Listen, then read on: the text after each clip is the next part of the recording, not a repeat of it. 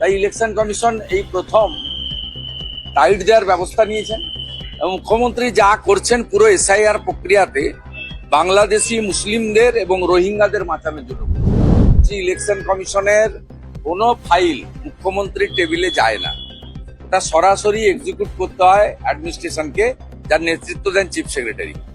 এখানে মনোজ পন্থ থেকে নন্দিনী চক্রবর্তী এরা ইলেকশন কমিশন সংক্রান্ত সমস্ত ফাইল মুখ্যমন্ত্রীর কাছে পাঠান এবং মুখ্যমন্ত্রী সরাসরি হস্তক্ষেপ করেন, যেটা ভারতবর্ষের কোনো রাজ্য হয় না এবং জাতীয় নির্বাচনের সময় প্রধানমন্ত্রীও করেন না, সেটা এই রাজ্যে করা হয়।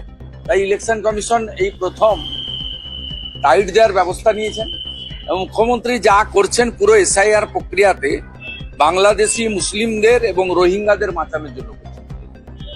এটা বিরাট সংখ্যায় বাদ যাওয়া উচিত। এটা কি বাদ যাবে? ফর্ম 7 গুলো না, বাদ যাবে না যাবে আমরা লক্ষ্য রেখেছি, বাদ না গেলে তো ব্যবস্থা আছে। ডিওর কাছে আবেদন হবে, ডিও আবেদন না শুনলে সিওর কাছে হবে, সিও আবেদন না শুনলে কোর্ট তো খোলা আছে। মমতা ব্যানার্জি একা কোর্টে যেতে পারেন, অন্য কেউ যেতে পারেন না।